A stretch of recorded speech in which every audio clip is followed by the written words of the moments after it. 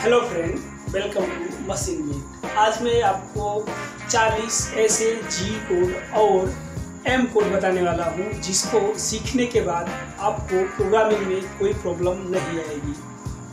तो चलिए शुरू करते हैं, लेकिन उससे पहले मैं आपको जी कोड और एम कोड के बारे में बता देता हूँ। जी कोड क्या होते हैं और एम कोड क्या होते हैं। जी कोड होते हैं जो हम किसी भी प्रोग्राम को जब कमांड के थ्रू हम किसी भी डायमेंशन को या फिर किसी भी ऑपरेशन को प्रेजेंट करते हैं, suppose like drilling, boring, tapping, threading, इन सारे ऑपरेशन को फिनिश करने के लिए हमको कमांड की ज़रूरत होती है। उसमें जी और एम कोड दोनों अलग अलग आते हैं।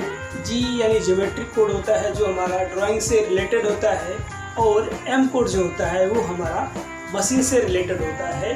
दोनों कोड अलग अलग होते हैं। इन दोनों कोड से ही हम पूरी प्रोग्रामिंग फिनिश करते हैं। तो आज मैं आपको 40 ऐसे कोड बताने वाला हूँ सीरियल वाइज, जिसको जानने के बाद आपको काफ़ी मज़ा आएगा। मज़ा आने की क्या बात है, आपको प्रोग्रामिंग में पूरा फुल कॉन्फिडेंस आएगा और आपको कुछ ऐसा सोच रहे हो कि मैं क्या याद करूँ क्या ना याद करूँ, किस किस कोड को याद करके रखने में हमको फ़ायदा हो सकता है प्रोग्रामिंग करने में।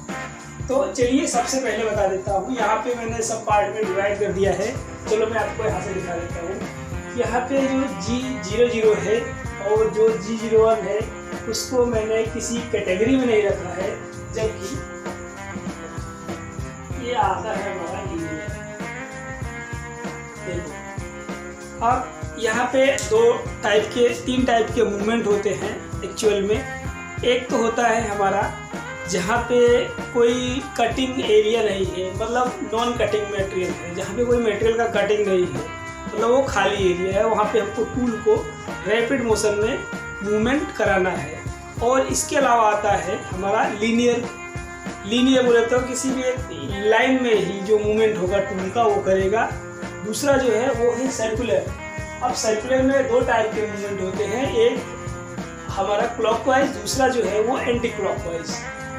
तो देखो, पहले जो है वो कोड आता है हमारा G00, जिसमें हम किसी भी टूल का जो मूवमेंट होता है वो रैपिड में पोजिशनिंग करने के लिए यूज करते हैं। ये हमारा कटिंग कोड नहीं है।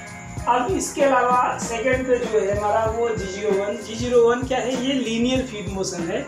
मतलब कोई भी जो टूल होगा वो एक लाइन के अकॉर्डिंग ही मूव करेगा। सपोज एक्स में चल रहा है तो एक्स में, वाई में चल रहा है तो वाई में, जेड में चल रहा है तो जेड में। और इसके अलावा जो तीसरा है G02 और G03। देखो, कोई भी ड्राइंग होता है तो उसमें क्या कि ज्योमेट्री है वो दो चीज़ों से ही मिलकर बनती है, एक तो लाइन और दूसरा आर्क। अब एक जो लीनियर मूवमेंट हो वो है हमारा G01, दूसरा जो है वो G02 और G03 है।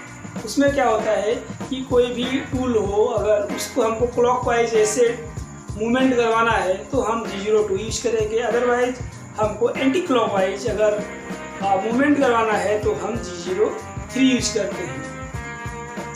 इसके अलावा एक नेक्स्ट देखो, ये पहला जो था वो हमारा लीनियर में था, G01 और G0 जो है वो रैपिड में है। इसके अलावा G02 G03 ये हमारा सर्कुलर में है। अब इसके अलावा एक कोड आता है बीच में, ये है G04 हमारा वो डुअल टाइम का है। सपोज कोई आप ऑपरेशन करते हो तो ऑपरेशन में आपको अगर बॉटम में टूल को 1-2 सेकेंड 5 सेकेंड के लिए होल्ड करना है तो हम यूज करते हैं G04।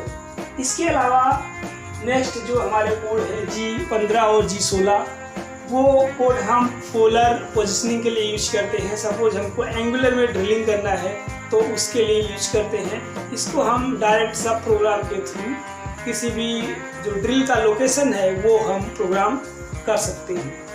नेक्स्ट जो इसके अलावा है हमारा G17, G18, G19, ये तीनों प्लेन होते हैं, XY होते हैं, XZ होते हैं और YZ होते हैं। इन सब चीज़ों का वीडियो जो है वो मैं डिटेल्स में रिकॉर्ड कर रहा हूँ, जिसमें आपको एक कोड का एक पूरा डिटेल्स है वो मिलेगा। तो चलिए नेक्स्ट कोड पे चलते हैं।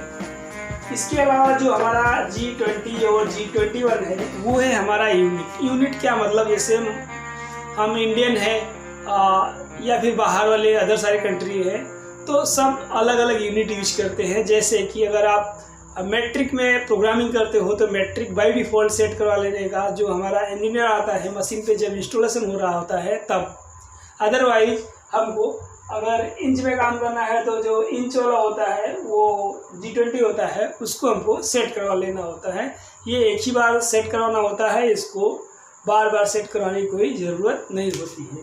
तो ये हमारा मैट्रिक और ये हमारा इंपीरियल यानी इंच का जो है। नेक्स्ट जो कोड है वो हम मशीन के होमिंग के लिए यूज करते हैं, जिसमें हम G28 मैक्सिमम यूज करते हैं एंड G30 एंड कुछ लोग जो होते हैं वो G53 यूज करते हैं, बिकॉज जो G53 होता है वो मशीन का 0 होता है। इसके अलावा जो कोड है वो हमारा कटर कंपनसेशन से है। कटर कंपनसेशन में क्या होता है कि अगर मान लो आपको ये कटर है, कटर का डायामीटर रीड करवाना है, उसकी हाइट रीड करवानी है और ये कटर कंपनसेशन को ऑफ रखना है। इसके अलावा टूल की हाइट को अगर ऑफ रखना है तो उसके लिए हम ये अलग अलग जो G कोड है वो यूज करते हैं। जैसे हम G40 जो यूज करते हैं वो इन सारे जो कटर के डायमीटर वाले फंक्शन होते हैं उसको कैंसिल कर देते हैं, और G41 G42 ये हमारे लेफ़्ट और राइट जो है, ये जो हमारे क्या बोलते हैं सर्कुलर जो हमारी प्रोग्रामिंग होती है उसके लिए यूज करते हैं।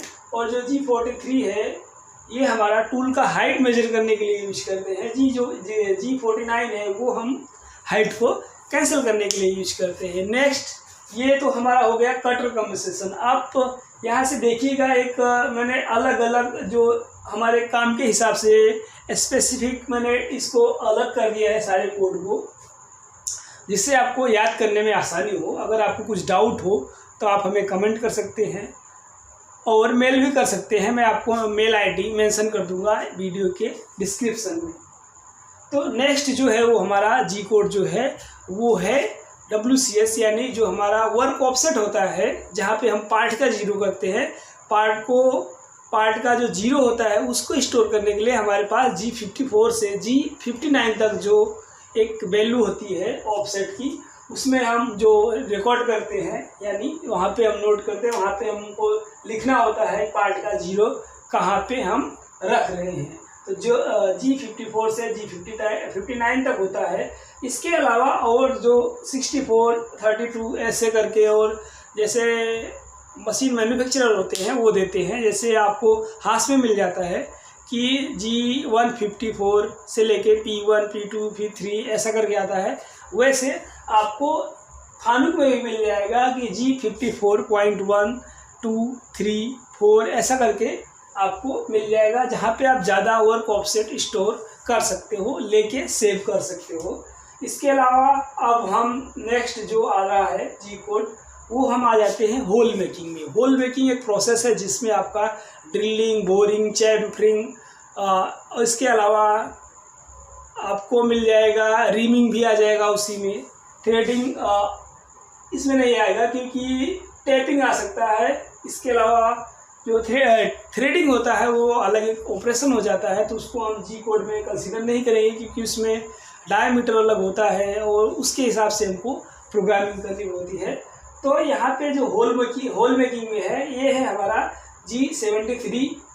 देखो जो है ये G73 हम यूज करते हैं ड्रिलिंग के लिए। जो G74 है ये टैपिंग के लिए यूज करते हैं। G76 जो है वो हम फाइन बोरिंग के लिए यूज करते हैं। जो G80 होता है इन सबको हम बोलते हैं कैनट साइकिल। कैनट साइकिल में आगे आने वाली वीडियो में आपको एक्सप्लेन करूँगा। तो यहाँ पे जो G80 होता है वो इन सब सारे कैनट साइकिल को कैंसिल करने के लिए हम यूज करते हैं। नेक्स्ट जो है जो G81 हमारा ड्रिलिंग के लिए है। जो G83 है वो हमारा पैक ड्रिलिंग के लिए है। जो G84 है वो हमारा टैपिंग के लिए है, राइट और लेफ्ट के लिए हम ये यूज करते हैं। इसके अलावा हमारा ये बोरिंग का है और ये दोनों बोरिंग के लिए यूज करते हैं। अलग अलग पर्पज़ के लिए अलग अलग एप्लीकेशन है, उसके लिए हम ये यूज करते हैं। अब नेक्स्ट जो है वो हमारा पोजिशनिंग का है, जो कि काफ़ी इम्पॉर्टेंट है, G90 और G91। G90 में एब्सोल्यूट प्रोग्रामिंग करते हैं। जैसे अगर मान लो, चलो मैं आपको समझा देता हूँ कि एब्सोल्यूट और इंक्रीमेंटल प्रोग्रामिंग, सपोज ऐसा हमारा कोई, मान लो यहाँ पे x का 0 हो गया, ये y 0 कर देते हैं और x 0 कर देते हैं।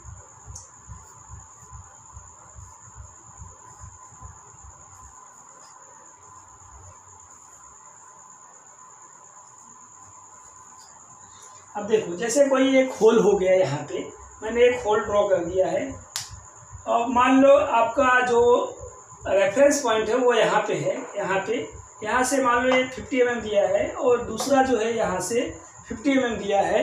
तो जब हम कोई भी प्रोग्राम का, कोई भी कंपोनेंट का प्रोग्रामिंग करते हैं, तो अगर हम इसके रेफरेंस से हम यहाँ पे देंगे, G90 के रेफरेंस देंगे, तो हमारा जो पहला जो पोजिशनिंग आएगा वो x का आएगा 50, दूसरा जो आएगा वो 100 आएगा। बट अगर आप इंक्रीमेंटल में करते हो तो आपको यहाँ से डालना है G50 और फिर यहाँ से x से 50 mm दिया, तो दूसरा जो पोजिशनिंग होगा वो x 50 से आगे कंसीडर करेगा।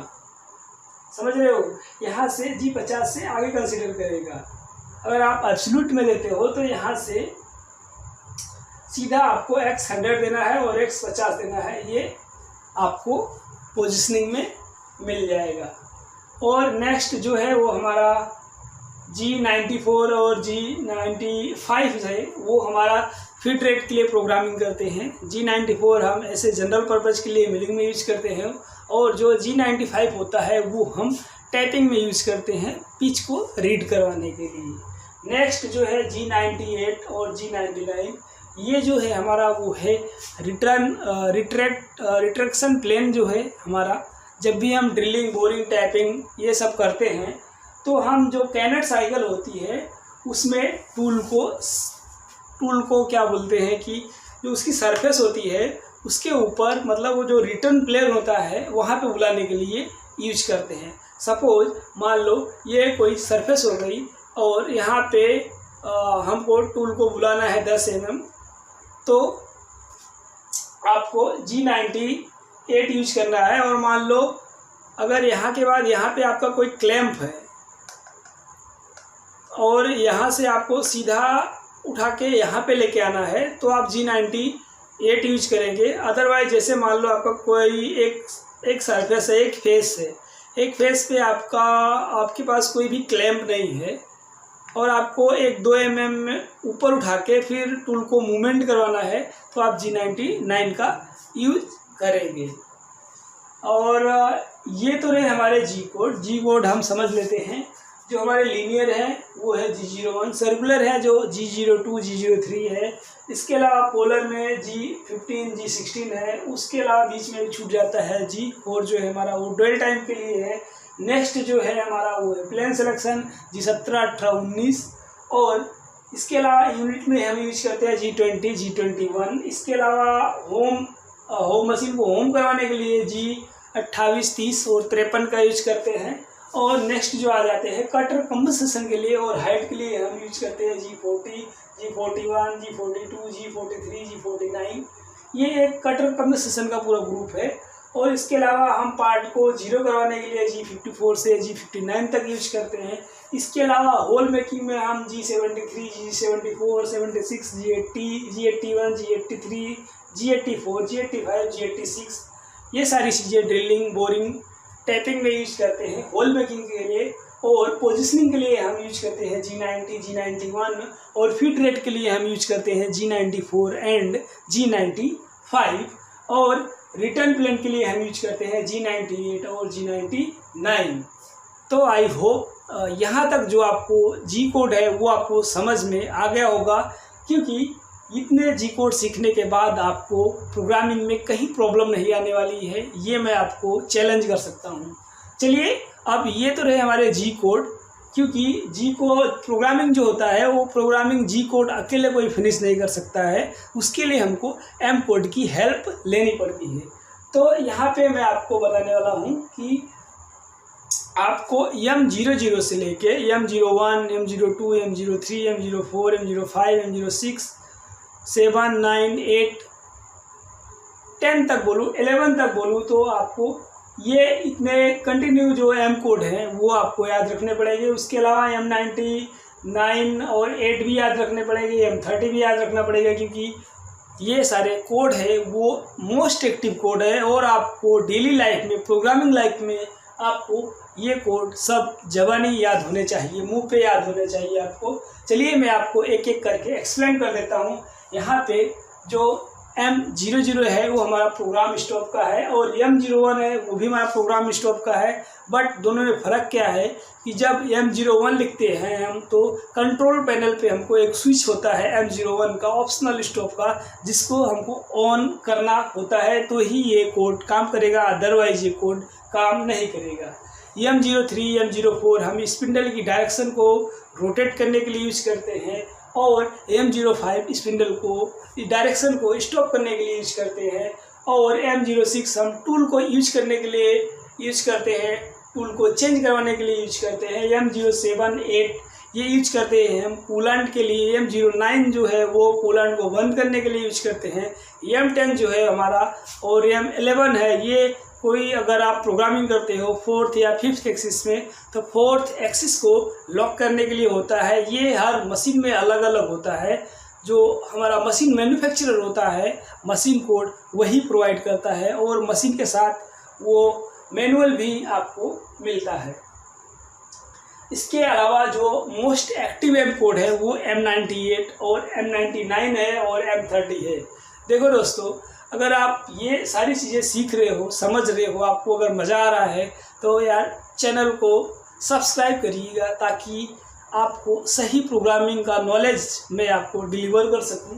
तो M98 और M99 ये दोनों हम सब प्रोग्राम को कॉल करने के लिए और सब प्रोग्राम को रिपीट करने के लिए यूज करते हैं।